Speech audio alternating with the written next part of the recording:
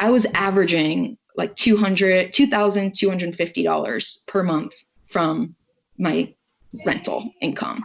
And that doesn't include, what I was contributing on top of that. So basically I did the math, and just with that $2,250 that I was getting from my rent, my 30-year mortgage now morphed to a 4-year mortgage.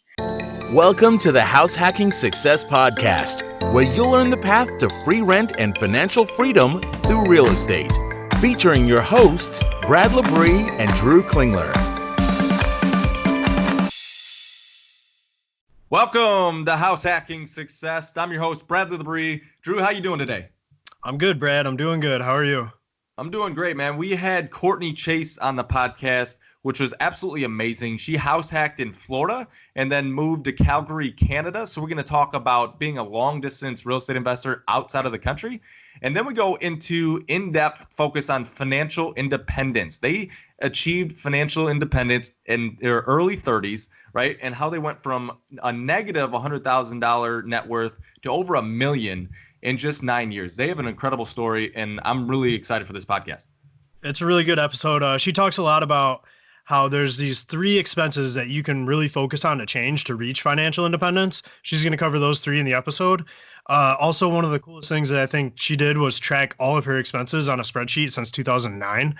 And that's a really good habit to have if you want to reach financial independence. Absolutely. You'll learn all that and much, much more. Let's dive deep into this podcast. Hey everyone, real quick before we start the show, Brad wrote an amazing ebook that will teach you everything you need to know about house hacking and living rent-free. To get a free copy, text HouseHack, all one word, to 22828. That's HouseHack, all one word, to 22828 to get your free copy. Welcome to the show, Courtney. We're thrilled you're here. Thanks for having me on. I'm excited. So before we get into your real estate journey and financial independence journey, which is super intriguing to us, I mean, you guys have at such a young age built such a great life together, and then financially independent at 30 and 32, if I'm correct. But let's talk, before we get into all that, about your background, working in energy industry and why you decided real estate. Yeah, sure. So both the energy and real estate just kind of fell into my lap, so to speak. I didn't really know what I wanted to do in school. I switched my major 3 times in college. I ended up getting my master's just to delay entering the workforce, still trying to figure out what to do with my life. And while I was in my master's, there was a business rotation program that a couple different companies were offering. And that's what I was interested in, because again, I still didn't really know what I wanted to do, but this rotation basically let me try out different fields within the different businesses within a company.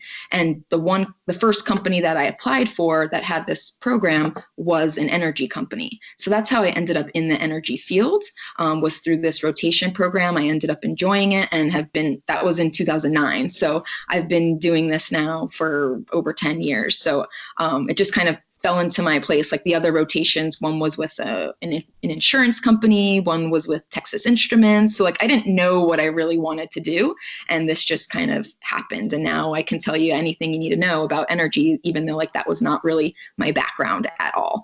And similarly for real estate, when I moved to start this job, I was renting a 2-bedroom condo or apartment right across the street from where my building was. And I had a roommate. I was still living the, quote unquote frugal college lifestyle, and, had a roommate because I had roommates for years at that point. And I just figured, why not continue on and cut costs?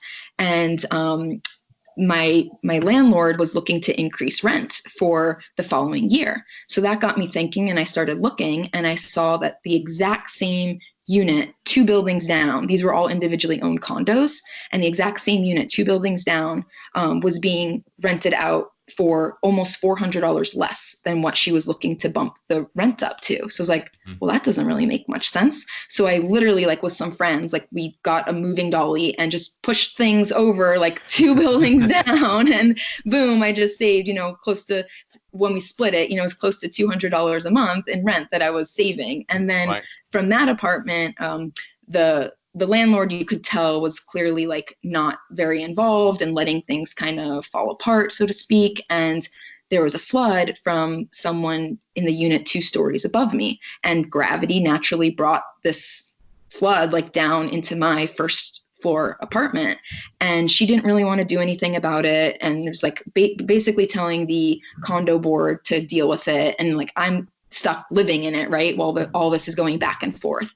And there was the potential for mold, and all this stuff was happening and brewing over the course of a couple of weeks that I'm like, I need to figure something out. And it was right around this point that I had just finished paying off my student loans, and I was like, okay, I need to figure out what to do next. Like I was so used to just funneling a whole bunch of money towards my student loans. I was like just hacking that in a sense, like just throwing so much at my student loans. Then now I'm like, okay, I now have a down payment built up. And this was in 2011, 2012, right? During the recession and everything. And that's when I really started looking at real estate to buy something of my own, because I was dealing with a poor situation with a landlord. Mm-hmm. And so that's what led me to purchase my place.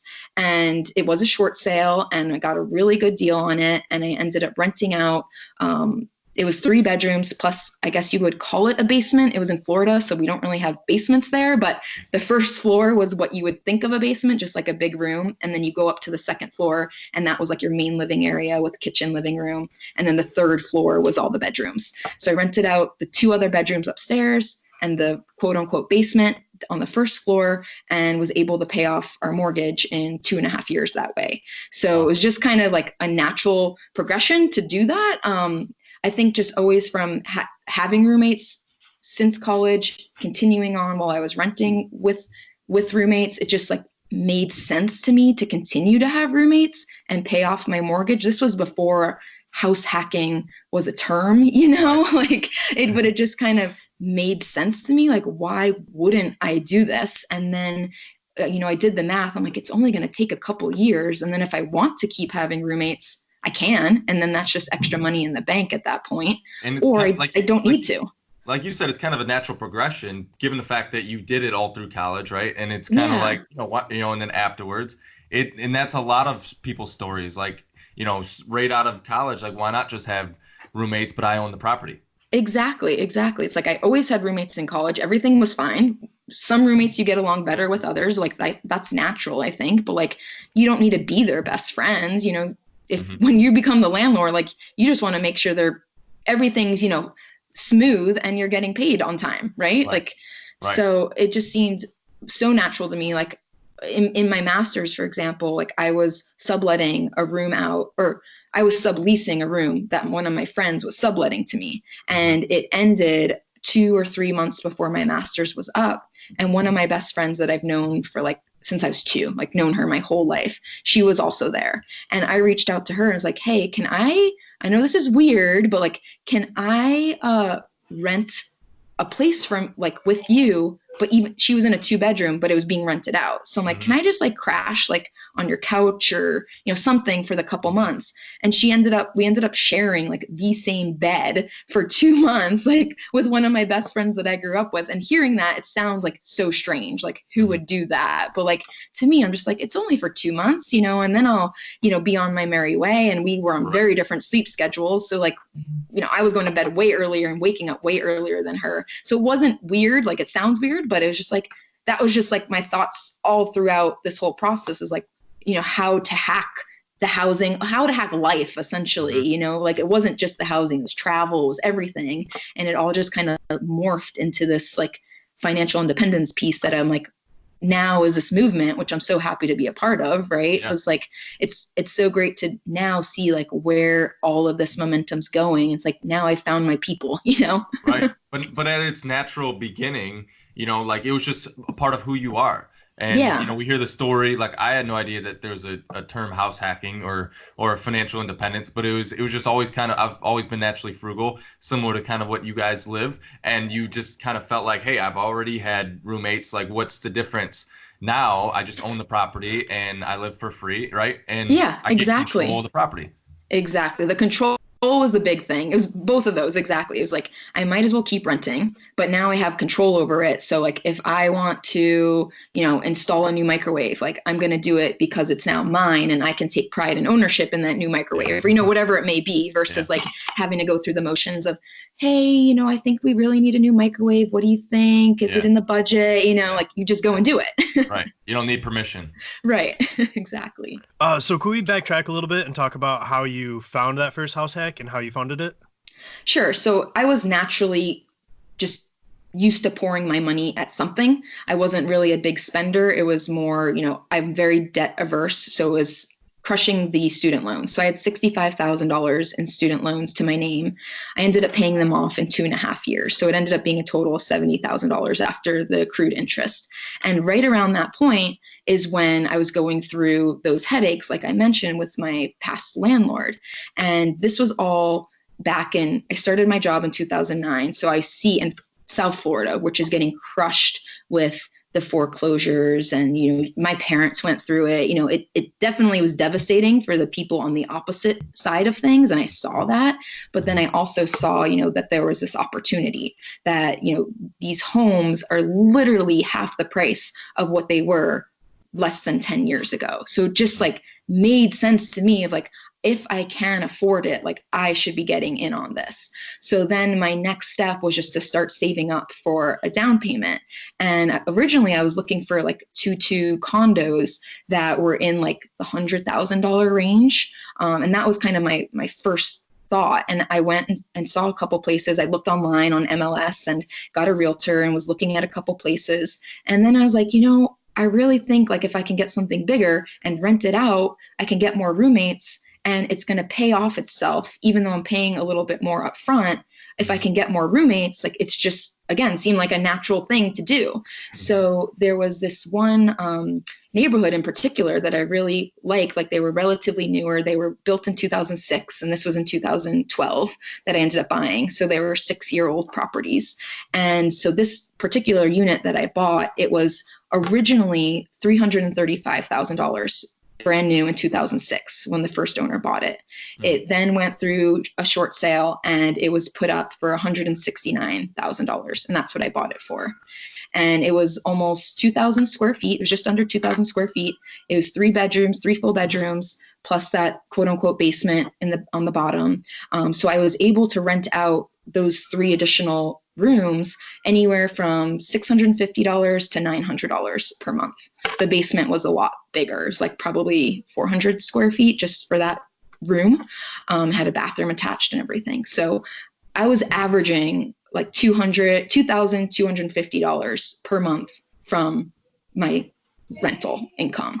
And that doesn't include, what I was contributing on top of that. So basically I did the math, and just with that $2,250 that I was getting from my rent, my 30-year mortgage now morphed to a 4-year mortgage. And that was without me putting anything into it. And then I was contributing about $1,000 a month myself. And then when Nick, my now wife, but at that time girlfriend, moved in, she was there for I think about a year or so until the mortgage was paid off, and she contributed about $650 when she moved in. So with all of that, we were able to pay off the mortgage in 2.5 years. And then and then we moved to Canada, and we decided to hold on to the unit now that it was paid off, and we rented it out to an entire family, and they were great. Like he was, the husband was super handy. He was a maintenance manager. So like he understood, how to take care of things and stuff. Like he would, message me and say, this broke. Are you okay if I go get it? And I'll deduct, the cost of it, and I'll just install it for free. I'm like, yes, of course, go for it. They were like super nice, super friendly. And so we had them for about 2 years, and we were netting after all expenses, property taxes, we had high HOA, insurance, we were netting about $900 a month from them. So over those 2 years, we netted about another $22,000 just from renting the unit out. And at that point, we could tell like some of the more major things were starting to go, like air conditioner, some of the bigger things that like we were getting a little weary of. We did have insurance with American Home Shield, which I would highly recommend, especially if you're far away. Like at this point now, I'm literally across the continent from Florida to Calgary. So I wasn't around, to help out with things.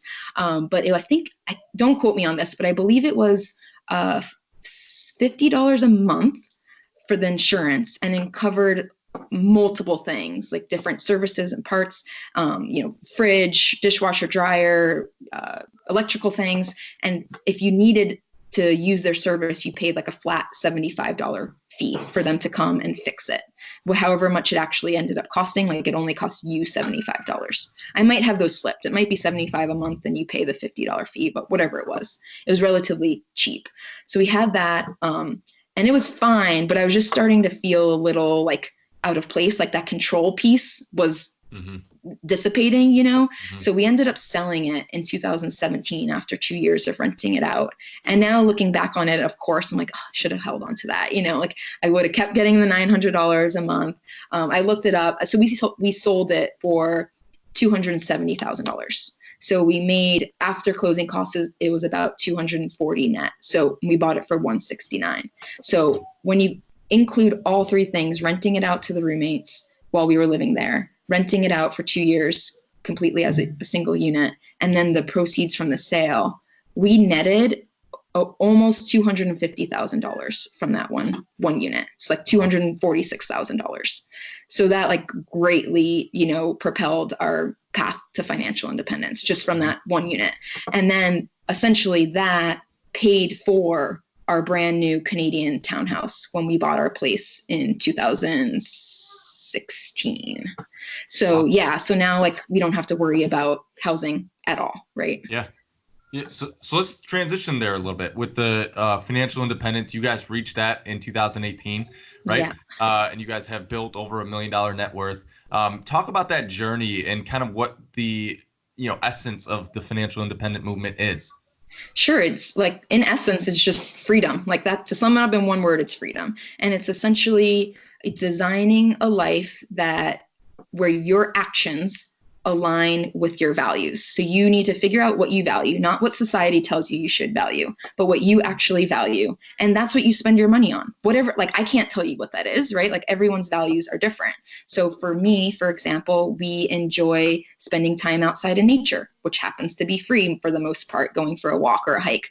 We go skiing, that has a cost, but we value it, right? So it's essentially just figuring out, how to live life on your terms, not on what society tells you. It's, we're driven in this world of overconsumption. We're getting marketing and advertising just thrown in our faces all the time, from billboards to TV ads, you name it. Like it's happening like all the time. And it's just realizing like buying things doesn't necessarily lead to happiness. Some things do, of course, but not all the things that are thrown in our face. So it's really just figuring out what makes you happy and spending your money on that. And then once you figure that out, like we figured out, like a happy life doesn't have to be all that expensive. Like for us, for example, we spend about $25,000 a year for our family of 3 to live what we consider a very normal, happy life.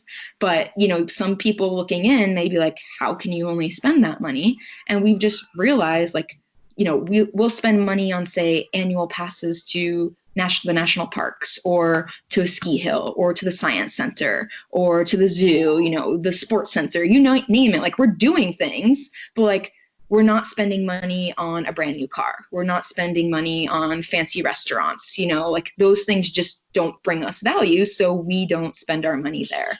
And it's just being able to design life this way that, it makes us fulfilled in a way beyond measure, because now we don't even have to worry about money. So like there's a stress level that's like just eliminated. So many people are living paycheck to paycheck, or, have a very small emergency fund. Like we don't even look when payday is. Like I couldn't even tell you like when that is. I don't have to worry about that because I know our expenses are way lower than what we need to ever worry about in life, and we don't feel deprived. And that's the thing that I align most with the financial independence movement, is living on purpose. Because there are a lot of people that go out to eat every, Friday night or whatever, and spend, whatever it is at a high-end restaurant. But like at the end of the day, that doesn't really bring them fulfillment, and they don't even know what does. Right. And I think the biggest thing of the whole movement is the fact that like figure that out first. Right. Like, put a priority list. Maybe going out to eat is that thing for you.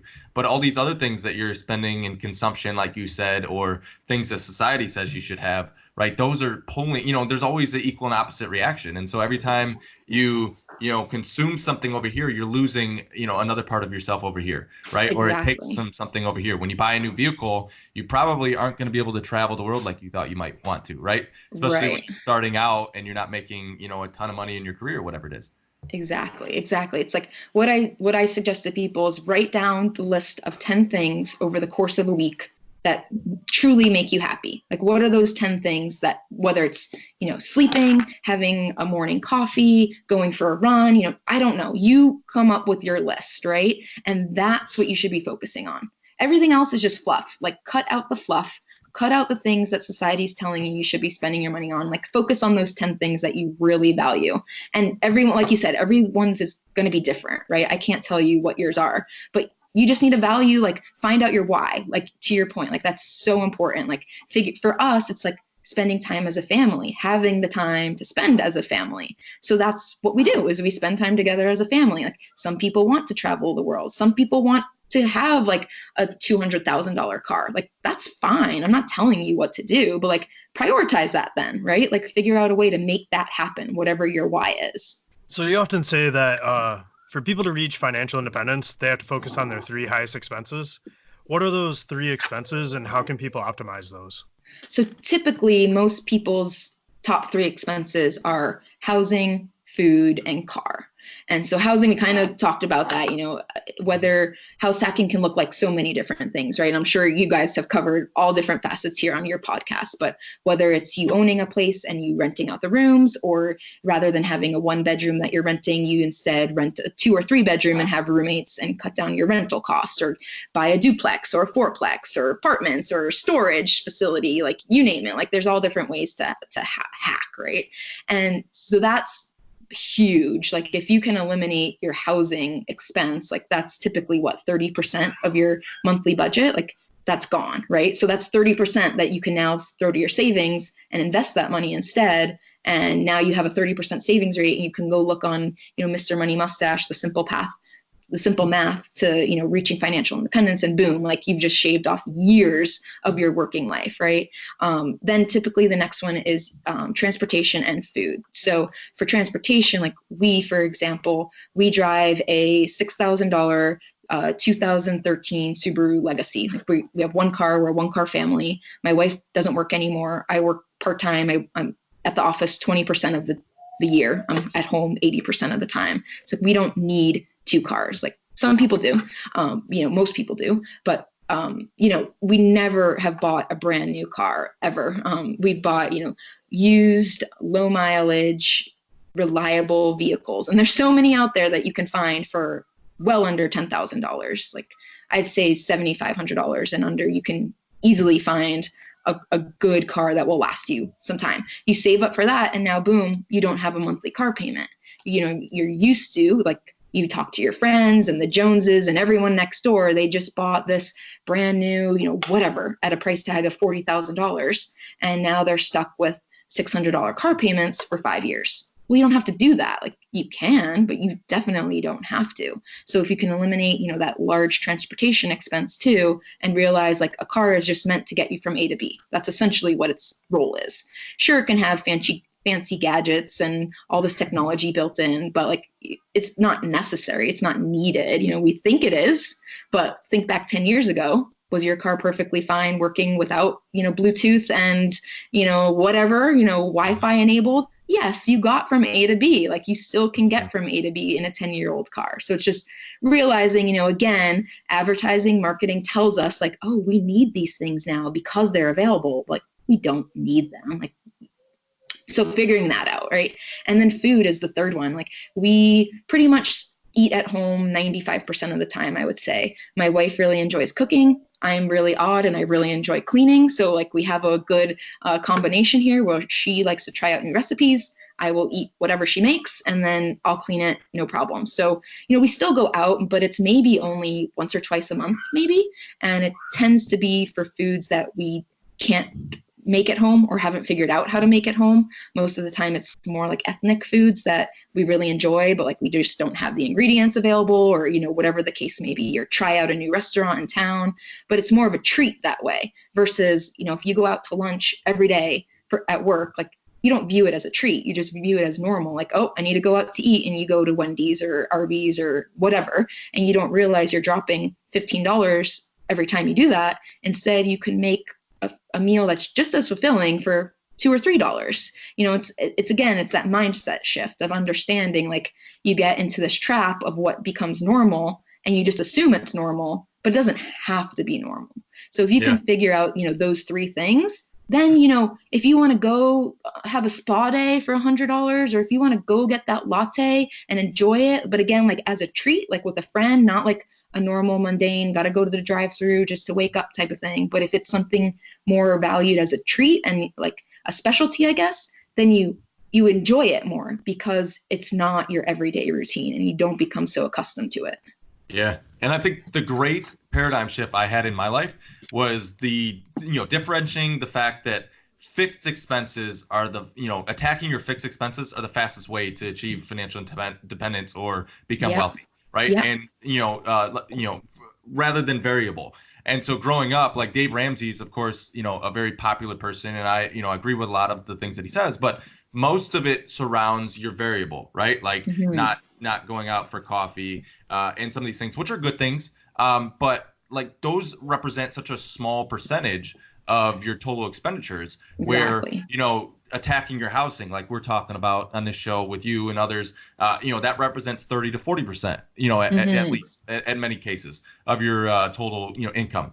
And then cars, right? A lot of people, think of that as kind of a fixed expense, right? Like your monthly payment, and we're so accustomed to viewing finances through, what you can afford and monthly payments and stuff. But like, that's a big chunk. That's 50% if you can attack those two things. Exactly. You can drive a cash vehicle and you eliminate your housing expense. That's 50% you're saving every month. Right. So then go get that coffee. Go get that $3 coffee. Yeah. That doesn't mean anything in the realm of saving thousands when you're talking about your housing and your transportation, right? Exactly. It's like if you can figure out how to crush those two things, throw food in there and you get three things there, then it's like, go live your life. Like, go do what you want to do. We're not saying like you have to live this deprived life, right? Go crush those fixed expenses, go figure out how to hack them. Traveling too, like go figure out how to travel hack. Like we're huge into travel hacking. Like we've been to 25 countries along this journey. So it's not like we're not doing anything. We've just figured out how to optimize them the best way to like still enjoy life along the way, but have a 70% savings rate. And like, it doesn't make sense to most people. Most people don't get it, right? But if you can focus on these fixed things, you just went like from what you said, 50% of what you think are fixed expenses now to zero. So now you just boom, have a 50% savings rate. And like you said earlier, all it came down to was you figuring out what actually mattered to you, because if you don't figure it out, there's Grant Cardone has a book, and it's called Sell or Be Sold. And, the book isn't that important, but the concept was of the fact that either you're going to sell your own life or the great marketers and salesmen of this world are going to sell you on what you should have in your life. Right. Exactly. And like, it was just a great concept when I read it in that context of like, if I don't purposefully do what I want to do with my life, like other people are going to tell me what I should. And it's so true. I see it every day. Right? Yeah. People are constantly trying to tell other people what they should do, what, how they should live, the car they should drive, the house they should have, the neighborhood they should live in, right? All these different things, the concerts and all these entertainment things. If you don't sell your own life, you don't sell yourself on your own life and what you want, someone else. Exactly. And like, that's the problem, I guess, with society that we live in today is like everyone's comparing themselves to others, right? And so you talk to your coworkers, you talk to your friends, you talk to your family, they're all doing these things because it's like this quote unquote competition that we live in. Like we have to one up each other for whatever reason. But if you can like step back from that and realize like, just because my neighbor's doing that, or just because my coworker drives this car doesn't mean I have to. Like they can, sure, but like that doesn't make me any less of a person because I drive, say a 10-year-old Corolla versus a brand new SUV. Like if that brings you value, sure. But like chances are it probably doesn't. But because we see all these influences from marketing, from consumerism, from advertising, from our neighbors, but then you take a step back and you realize like they're financing all these things. Like they're swimming in debt. They're living paycheck to paycheck. Like they can't afford it. So like they're not like they're putting not I'm saying they as general, right? Like they are putting on this like show of what you think reality is, but then you step back and peel the layers and you're like, oh, it's not really as like rosy as it comes off as, and same thing with like social media. You could say the same thing, right? Like everyone posts like their best picture of their best day ever, and it's like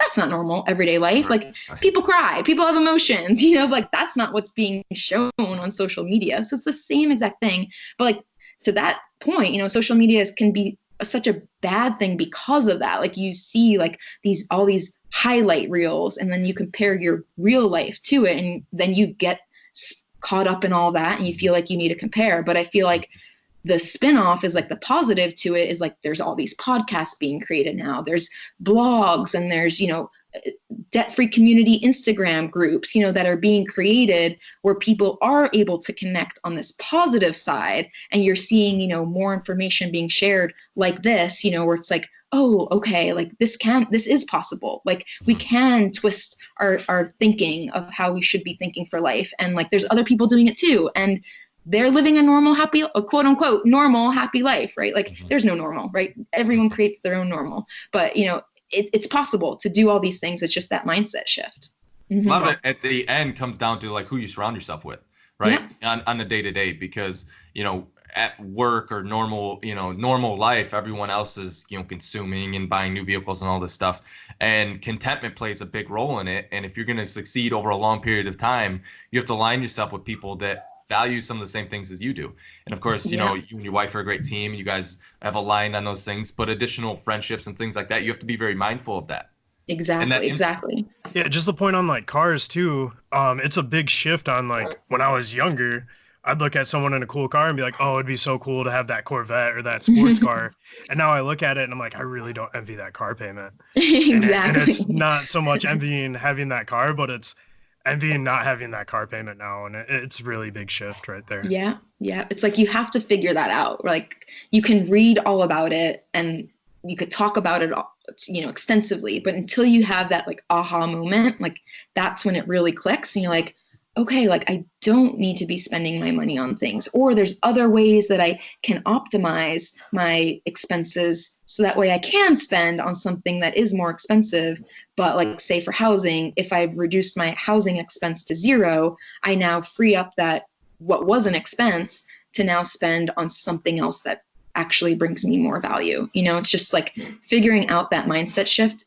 That's what this is all about. It's all about, spending less than you earn. And that's way easier said than done. Like you can earn $25,000, you can earn $100,000. That it doesn't necessarily mean the person with $100,000 is wealthier. The person who's wealthier is the person who's saving more, right? Like you can spend all $100,000 very easily, but that doesn't mean you're wealthy. Like it means you have a high income, but it doesn't mean you have a high net worth. And there's a definite difference between the two. So you went from negative 100K to over $1 million in net worth in just 9 years. Could you tell us how you did that and what got you there? Yeah, so this was all before financial independence was even a thing, right? So back in 2009 is when this journey, I guess you could say, kind of started. And so I had in total $70,000 in student loan debt. My wife had 40 of her own. And so originally, like I said earlier, the plan was just crush that student loan debt. I didn't know a thing about investing. I didn't know what I was doing in that area, but I just knew I had this debt and I was like, we need to get rid of this. So my wife, she ended up going back to school for a second degree and was in school a little longer than me. So I had paid off my student loans right around when she was finishing school. And she was very much aligned with the same sort of values. Again, this was before like financial independence was a thing. It just kind of made sense to crush any debt we had. So that was step number one. And then it really all started from traveling, really, for us. We enjoyed traveling a lot. And so I learned through a coworker this thing called travel hacking. It wasn't called travel hacking then. It was just like, hey, there are these credit cards out there. You can sign up and, the basis of travel hacking, what it is today, you get these points and then you can go travel for free. That was what, there was no term for it, right? So you just had these discussions. And so then I started accumulating all these points, and we were traveling everywhere. And we basically realized like what we were doing is we both work shift work. So we had really odd schedules that allowed for a lot of time off over the year. So we would, spend a month, say, planning for our next trip while we were working, let's say. And then for 2 weeks, we would go and travel. So it was this cycle where like our time and effort was all based around traveling, planning for the next trip, researching for the next trip, researching for the next credit card, working on that spend, tracking your expenses is huge, making sure, you're aware of your spending, and then going on that trip and then doing the same thing again and again and again. So our money, quote unquote, was being spent on traveling, but it was being funded through points. So we really weren't spending a lot of money over the years, but we were able to see the world, for a fraction of the price of what you would spend. So then that around the time that I bought our house in 2012 is when I discovered Mr. Money Mustache through another one of my coworkers. And that's when everything really clicked. I was like, oh, okay, like these are my people, right? Like I get this. And I just went through the whole rabbit hole of his blog and then many other blogs in the FI community. And that's when I learned about like the investing side of things. I had been throwing about 10%, I guess, into my 401k while I was paying off my student loans, but I just picked a target date retirement fund. Like I didn't really know what I was doing. I mean, it ended up being a fine choice, but like I just picked something. But then when I learned about J.L. Collins and I read his stock series, this was before his book, The Simple Path to Wealth, was out. I read his whole stock series and was like, this makes sense to me. So then I was just investing everything, maxing out my 401k and my IRA and the HSA while I was down in the States. Now they're different vehicles up here, but similar idea, tax advantage accounts and, just investing as much as I could. And we all have seen what has happened here over the last 10 years. And this bull run has just taken off. And to be honest, I'm a bit weary of it. So I say we've reached FI, but like, I want to see what happens in the next year to be like, are we still financially independent? Like what's going to be going on here? Hopefully fingers crossed, keeps going up, but you never know. But anyways, over the 10 years, we're just funneling money at that point into the investments. And I'm more of a fan of the passive investing side of things. Like I learned when we moved up to Canada that I didn't really enjoy being a landlord from far away. And up here in Canada, it's very different. Like you don't really, like the 1% rule does not exist up here. Like we couldn't really do what we did in Florida. It's just a different structure. Like foreclosures just aren't a thing here, or really any like good deals. Like our place that we bought, for example, for $315,000 Canadian, we could rent for maybe $1,600 or $1,700. So like the rent to buy is it just doesn't make sense really up here. And I didn't want to be a landlord from far away. If I would, I'd be probably buying stuff in Alabama right now or wherever, you do your research, pick a place. I personally just don't have like that control factor is just too strong for me to like want to keep being a landlord. So instead I shifted over to passive investing in low cost index funds. And that's been our strategy kind of ever since. We paid off this mortgage. Our Canadian home is basically accounted for because of the sale of our Florida townhouse. And then everything else has just been funneled into our investments. And it's just accelerated over the years. Compound interest really is, the eighth wonder of the world. It's very, very, very true. Like if you asked me years ago, I would have guessed 2023 is when we would have reached our FI number. And here we are. It was the end of 2019 that I logged in and was like, oh, wow, like we are there. And this is for our family of hopeful 4. We reached our number for our family of 3 back in 2018. We're hoping to become a family of 4 in the near future. And so I've still been working with that in mind, higher expenses when there's a second baby. And we've reached that number in 2019, like years ahead of schedule. So it's just like the power of compounding, the power you learn that like I said earlier, a happy life doesn't have to be that expensive. So like you can, and your earning potential pretty much grows over the years. But if you don't let lifestyle creep impact you, your savings rate just increases. Then you throw that into investments, whatever they may be, whether it's real estate, stocks, you name it. And like it's doable. Like it's so doable. Like you just need to, again, it's just about that mindset and not letting lifestyle creep impact you. Absolutely. Absolutely. So you guys are millionaires now, right? But you Yes. talked about earlier, you alluded to the fact that you base annually you spend less than $25,000 a year, right? Yeah. What Yeah. does frugal really mean to you, and like how can people apply it to their lives and live a more fulfilling life? We talked a little bit about this, but like what advice would you give to people that are trying to go down the path of house hacking or financial independence? Like we talked about the why, like speak to how people can be a little bit more like you guys are and reach independence in such a fast pace. Yeah. So two big things come to mind is being mindful, like we said before, but like how do you become mindful? Like you need to read, like you need to read about financial independence, you need to read about house hacking, you need to read about travel hacking. Like this is all like learned knowledge. Like I didn't go to school for any of this, right? Like this all just I read about it, I talked to coworkers about it, and I learned about it. So frugality to me really is like I like to consider ourselves valuists, which I can call like a combination of being frugal, minimal, and mindful. Like that's how I would describe it. So it's not just the frugal piece of things. It's more, the combination of being frugal is twofold. It's folded into like being aware of what you're spending money on and knowing that, you don't have to buy things brand new. There are so many secondhand things, be it a car, like we talked about before, or clothes, you name it, like furniture that you can buy secondhand that are likely in very good shape. Like you might need to search for it a little bit, but like there's so many things out there that you can buy for a fraction of the price, like literally like 90% off for a fraction of the price and that are just as good quality just because someone doesn't want it. Like they're moving on to the next fashion trend. Well, you take that to your advantage. And then you're also helping out the environment in the process where you're keeping things out of the landfill. You're keeping things in use rather than going into the garbage and, just going into the ocean or whatever the case may be. So like that side of things also is powerful, is realizing like you're helping the environment. There's so many more things you can do to help the environment, but this is just one way that you can do that. And it's realizing, that again, like a happy life doesn't need to be expensive. Like once you realize that, like I can only say that so many times, right? But like once you realize that, like that's when your mindset shift will click and you're like, okay, like I can still spend money, but I just need to spend it on things that I value.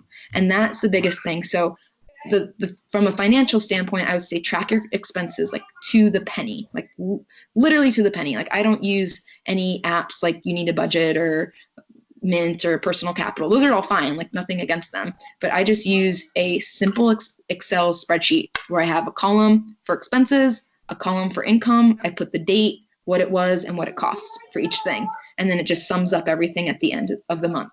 And that's all I've done. I have it one tab for every month. Since January of 2009, I've been doing this. So that's the only thing that I've been doing, like from a financial standpoint. But like just that simple step of tracking your expenses is really, really powerful. It sounds so simple and it sounds like something you can brush off and be like, oh, I don't need to do that. But like just going back in and seeing like, oh yeah, I spent this on this, whatever it may be. Like it's just that click in your brain again. You're like, and then some things you think you're like, oh, like I don't even use that thing anymore. 2 weeks later when you're, updating your expense sheet, whatever it may be. And you're like, that wasn't a smart purchase, whatever it may be.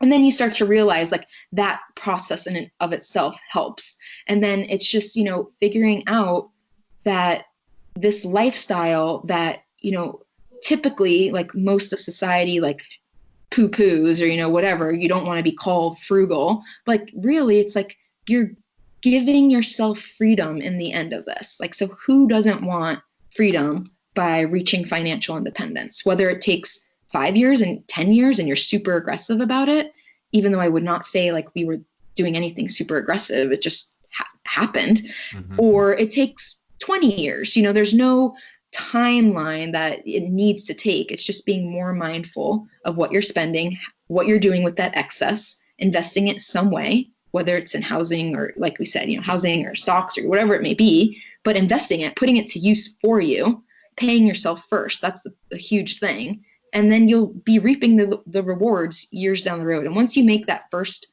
$100,000 net worth mark, that's when you start to see this like snowball avalanche effect. Like the first 100,000 is hard because it's, you're grinding, it's $100, $1,000, whatever. But then once you get compound interest working for you, like it's this amazing tool that you like, it just happens. It just naturally happens. And then your mindset has shifted where, again, like I said, I'm not even checking at this point to see like when our paycheck comes in, you know, like it doesn't matter at this point. Like we're at this point where we're only spending $25,000. I work part-time. My wife doesn't work anymore. You know, we've created this life where we're home and able to spend time together. And like for us, like that's what we want. So like, I'm very happy with the setup where we're at in our early 30s. And I don't think many people can say that. So I think for anyone listening, it's like, you don't have to view it as this grind. You don't have to view it as this deprivation. That's not what it is about. It is about a journey that you should be enjoying along the way. Sorry, that was a long-winded answer. That was great.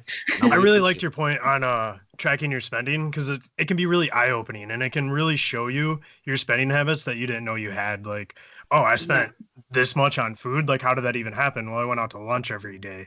Exactly. So, you know, that really starts to add up, and it's stuff that you don't notice daily. But when you start to look at it monthly, it's really eye-opening.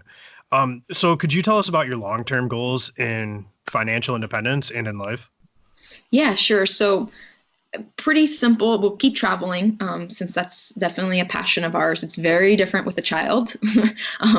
We can't be as spontaneous, I guess, with things. We have to plan around naps and bedtimes and everything. So it's very different.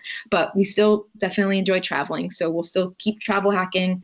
We're planning to spend a lot of our summers out, whether it's camping or going out to Nick's family cabin, being out in nature. That's like our game plan over the summers. And then the winters are just kind of up in the air, up for discussion. We basically are planning to be here over Christmas in Canada. We like being like the winter vibe up here, but come January, like February, I'm ready for a little break. So I think our plan will be, for a month or two out of the year in the wintertime, go somewhere warm.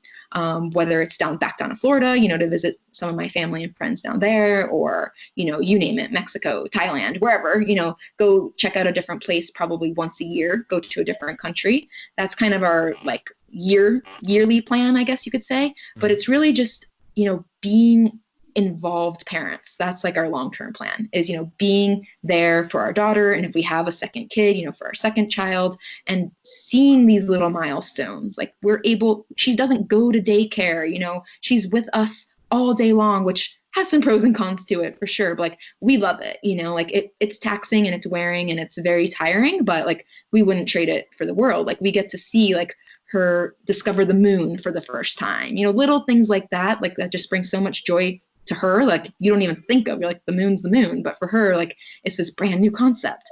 And so being able to experience those things like firsthand is just, you put a price tag to it. Right. But we want to be involved, when she's in school, be involved parents at our school and help volunteer, be there for field trips, bring her to and from school or walk her to the school bus, whatever we end up doing that way, help out with coaching, whatever sport she ends up pursuing or hobby, whatever it may be, help out in whatever way we can there and coach as much as possible. We want to help teens and teach financial literacy to teens through whether it's junior achievement or, different boys and girls club, things like that. Like, I think it really needs to start at a younger age.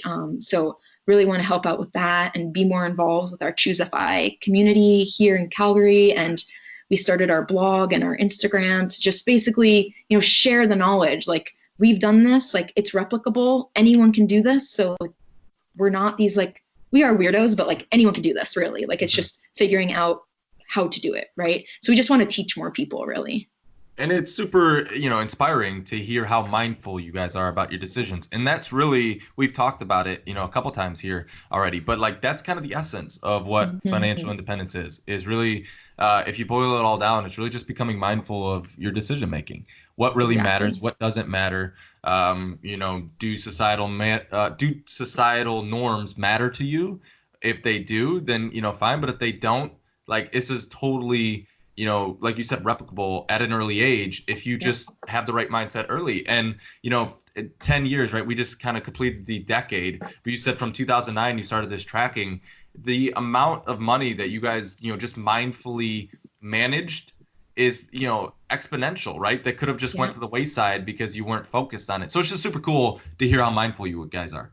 Yeah, it's like I talked to some of my friends from college, and I've been slowly starting to like share a little bit of information about our life. Like I talk way more freely on our blog and Yeah. Instagram to people I don't really know. Yeah. But I've been slowly talking to some of my friends. Some of my friends get it and they're like on board, which is Hmm. awesome. Hmm. And one of my friends, for example, like she's just like, what'd you do? You won the lottery? Like that's her immediate thought. And it's like, there's no way, right? And it's like, no, like because like and I understand her point because Yeah. she's living like 99% of society, right? So I Hmm. get it. But it's like, no, like we really like in my world, I'm like, we really didn't do anything that crazy. But to most people, like they just cannot It's so radical. fathom, right? Like how this is even possible. And we were in the same situation. We ended school at the same year. And to your point, it is a lot easier, I think, for younger people on the housing side of things. If you can continue to live with roommates, that's like strategy number one, right? And it's way easier to do that right out of school when you're used to living with roommates. For anyone listening who's in their 40s or 50s and has a family, that might be harder, but you could still have a roommate at that age. It's going to be harder to adapt when you haven't had a roommate for 20 years of your life or ever, but it's still doable. But it's so much easier to do for that mindset side of things in your early 20s when you're just getting out of school or whatever the case may be. So I hope, my hope with all of this, and I'm sure for you guys too, is to like reach an audience where this people like get it, right? And like, Hmm. oh, I can do this. I can apply Hmm. these. This is not really Hmm. that much different than what I'm doing the past year or 5 years of my life. Like Yeah. I Yeah. can do this, And so that's like the goal, right? It's like to realize like you said, it's this mindset. It's like figuring out like that these steps are replicable. Anyone can do it. Like we didn't like day trade. We didn't become the next Snapchat. Like we aren't those people. Like we're just Hmm. like your, I don't know, millionaire next door, right? Like the Yeah. people who wear like, I don't know, no name t-shirt and shoes that are 3 years old and a used car. Like that's how we Hmm. did it, Right. And like you said, it's the small things that really get you Mm-hmm. there. The things that are boring and mundane to most. You just decided in 2009 to, keep up with your Excel sheet, right? And Yep. that has guided most of your decision making. Yeah. But what you just talked about, mindset, we like to transitioning here. We like to read a lot on this show. Talk to maybe a mindset book. We don't even have to go down the business path with it, but like mindset or frugality or something that really aligned you with this cause of financial independence. What book would that be? Yeah, so for sure, the number one book I would say is Your Money or Your Life by Vicki Robin. She was kind of the quote unquote, I guess, founder, I guess you can say, of the FIRE movement before it was even a movement. Back in, I think, the 70s, she wrote this book with her co-author. And it's really just about, and there's a updated version too, more recently. But it's really about figuring out that you pay for things with time, not just money. Like that money comes from putting in time at your job or, however you get that money, right? And you need to figure out like how much time are you putting in towards getting that $150 pair of shoes? And it's not just taking your salary and dividing it by the hours. Like there's way more to it. It's you have to have a car to get you to and from work. You have to pay gas for that car. You have to pay maintenance for that car. You have to wear certain clothes to go to work. That all comes at a cost, right? Like maybe you have to go and take extra courses or do conferences for work that come from out of pocket. Whatever it may be, you figure out what like your real hourly rate is, and then you say, okay, I thought I was making taxes too. Of course, that's a big one. Hmm. I thought I was making, $30 an hour, but really, after all said and done, I'm only making $15 an hour. When you account for all your work-related expenses, you're like, okay, that $150 pair of shoes is costing me 10 hours. That's more than a day in the office. Like, Hmm. is it worth it? And Hmm. people, the answer may be a resounding yes. Some people, it may be a resounding no. And again, I can't tell you what that is. But like when you think of things that way, then you really learn like, is my time in the office worth that expense? And if you love your job, it might be like, well, I don't care. I really like going to work. But are you going to enjoy working for 40 more years? Whatever the case may be, you may get a new boss that you hate. You may, your company may go under and you end up, with nothing next tomorrow. And do you have anything saved up for that? It's realizing like there are things out of your control and figuring out like how to maximize the things that you can control. So figuring out the things that you can spend money on and do you value those things? So that was a really great book. I think it doesn't really talk about it does go into some numbers and charts, but it's more so again about the mindset of like, are these things worth it? Is this Exactly. life energy worth the purchase? Mm-hmm. Mm-hmm. That's such a great book. Do you have a favorite real estate book? I think the biggest thing from real estate that I like the most, it's not a book, but I love Paula Pant and her Afford Anything podcast and blog. And she now has a course out, Your First Rental Property. I think that's what it's called. Yeah. And that would be like, I love her. Her voice, I just love her voice. Like she's just so calming and everything. But she's done this. Like I think she's a couple years older than me, and she went the real estate route.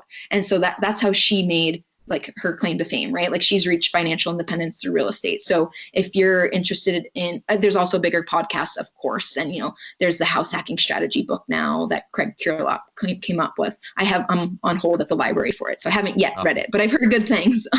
But Paula Pant is for sure, like she's now kind of morphed, her podcast isn't only on housing, but she does have that course that, I would recommend if anyone's interested on the housing side of things. Absolutely. She's amazing. She's amazing. Yeah. We genuinely appreciate you coming on today. But a lot of people I know can really relate to your story, right? You have an incredible story with financial independence, house hacking, the combination of the two, and really like your guys' mindset of, like we talked about, prioritizing your life, right? And just really becoming mindful of your decision making. So if people want to find out more about you, reach out to you, maybe they're in Canada or maybe they just want to reach out and, follow you guys, where can they find out more about you? Yeah, so we have two main ways. Our blog is modernfimily.com. So it's a spin on the show Modern Family, but we've got FI in there for family instead of FA because we've reached financial independence. So that's our website and our blog, or you can find us on Instagram, which is at Modern Fimily. Again, the FI piece instead of in the family part. So those are the two ways to reach us. We cover US stuff. We cover Canadian stuff. I'm a dual citizen, so I've lived in both countries at this point. So we have like an investing 101 series on our blog. We try, again, it's like about the mindset. So we try and really focus on that. But we also, we dig into numbers too. We show our net worth, we try and be as transparent as we can. So those are the best two ways to find us. Yeah. Awesome.